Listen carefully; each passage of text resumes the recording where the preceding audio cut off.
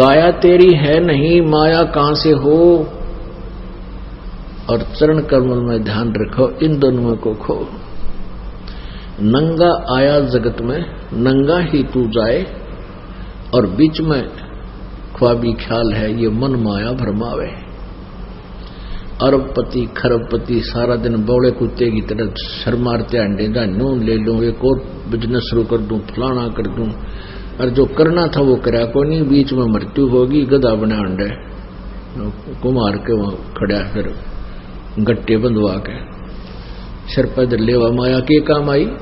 अरे इसके साथ साथ परमात्मा में भक्ति करो, ये माया तो शत्रु है इस जीव की। हाँ, इसमें बताते हैं एक माया दुख भंजनी, एक माया दुख मूल है। मान लिए परमात्मा ने आपके प्रारब्ध में खूब संपत्ति दे रखी है, उसका सदुपयोग करो। कहते हैं दान माया दुख भंजनी, और जोड़त संचत है दुख मूल। अब है अंतर की गंध है, या दिखत की है फूल। तो पुण्यात्मा, हमने परमात्मा के एक एक वचन पर विचार करना है। तो क्या बताते हैं कि मनुष्य जीवन की वैल्यू ई बाप लगा लियो कितनी होगी। एक श्वास ओ श्वास और मंत्र, विधिवत मंत्र जाप किया जाए परम संत से लेकर आजीवन मर्यादा में रहना पड़ेगा।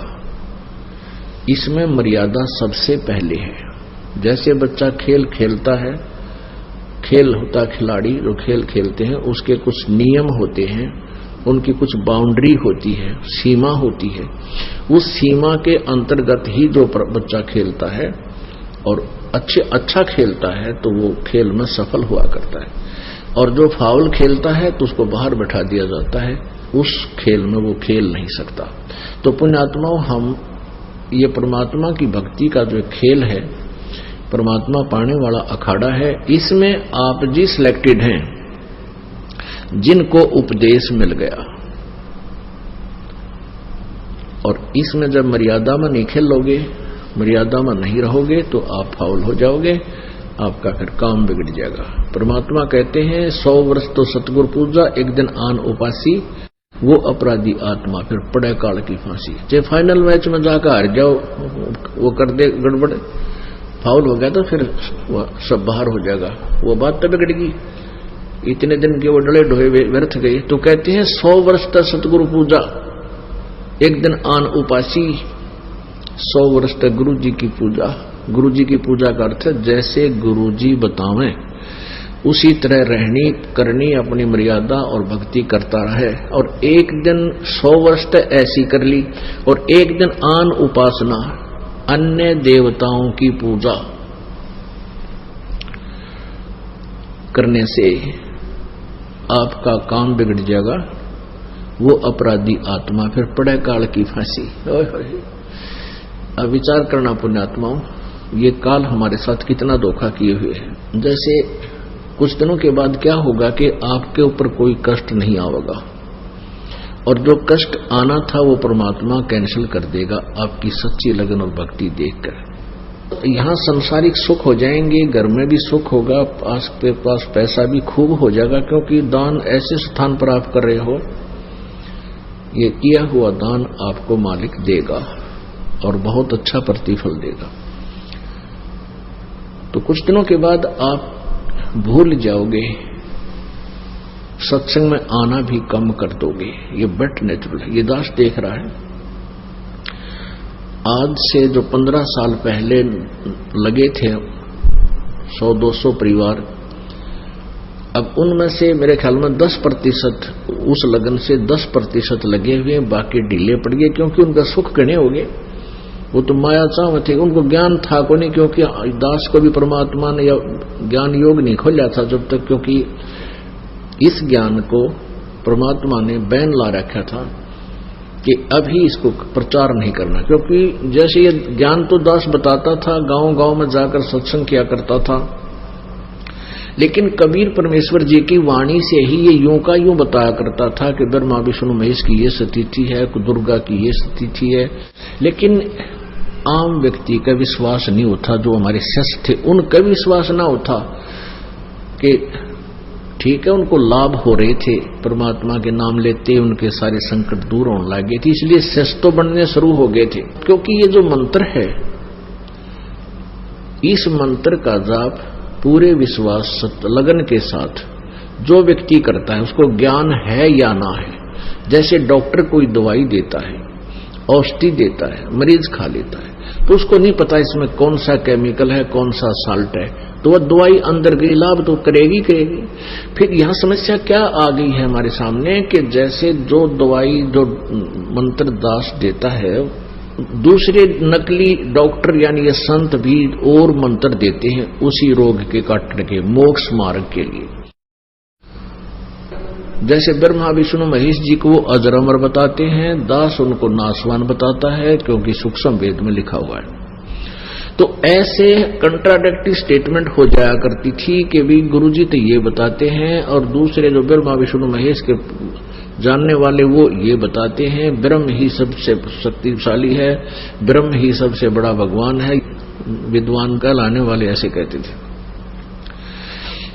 तो यदि ये बीच में ये संत ना अड़ रहे होते और सीधा ही दास आपको मंत्र दे देता, फिर आपको ज्यादा ज्ञान की आवश्यकता नहीं थी, या टेबलेट, ये दवाई यानी सिमरन, ये फांकी मारनी थी, रिश्ते रोग कट जाता, यानी जन्म मृत्यु समाप्त हो जाती। तो ऐसे जो पुराने समय में जो भक्त लगे थे, उनको लाभ तो नरे हो गए, क्योंकि वो हमारे संग में ज्यादा रहते थे। जहां भी कहीं पाठ होता था वो सारे ही वहां आ जाते थे कि उनका सुख गणे होया करते। कुछ दिनों के बाद फिर वो अच्छे सुखी हो गए, घर में सुख हो गया, सारे लाभ होने लग गए। तो फिर हमने आश्रम करौथा में डेरा डाल लिया, वहां भी कुछ दिन आए, फिर ढीले पड़ गए, फिर संगत ज्यादा होती रही, ऐसे वो पीछे हट गए। तो कहने का भाव ये है कि एक समय ऐसा आता, वो हमसे दूर नहीं है, वो हमारे को ये भी नहीं है कि हम गुरु जी से दूर हो गए, लेकिन वो कमजोर पड़ गए और एक दिन ऐसी स्थिति आ जाएगी वो भक्ति बंद कर जाएंगे, क्योंकि ज्ञान बिना बात बने को नहीं। अब ये ज्ञान इसलिए आपको देना पड़ता है कि कोई आपको भ्रमित ना कर दे कि ये टेबलेट ठीक होनी, इस रोग की कोना, अर्थात ये मंत्र सही नहीं है, ये ज्ञान सही नहीं है। तो इसलिए आपको यहां बुला करके इतना कुछ समझाया जाता है ताकि आप भ्रमित होकर के इस औषधि को, अर्थात इस ट्रीटमेंट को, जो मोक्ष मार्ग मंत्र हैं, इनको त्याग ना देना, क्योंकि भ्रमित करने वाले लाखों और करोड़ों व्यक्ति हैं, इसलिए ज्ञान की आवश्यकता। तो कहने का भाव यह है कि कबीर परमात्मा ये बताना चाहते हैं, 100 वर्ष सतगुरु की पूजा और एक दिन आन उपासी, वो अपराधी आत्मा फिर पड़े काल की फांसी। एक दिन कोई और पूजा कर लिया आपने, या छोड़ दी मालिक की, या इसके पैरेलल भी दूसरी कर दी, तो भी बात बिगड़ जाएगी, आपका नाम खंड हो जाएगा। और आप ये सोच रहे होंगे कि मेरा नाम ठीक चल रहा है क्योंकि मुझे लाभ भी हो रहे हैं। वो जो 100 वर्ष में, कहने का भाव यह, आपने 2 वर्ष 4 वर्ष 5 वर्ष जैसा भी हमारे सही संपर्क में रहे, नाम ठीक चला, फाउल हुए नहीं, तो वो कमाई आपकी गुड अकाउंट में लिख दी जाती है।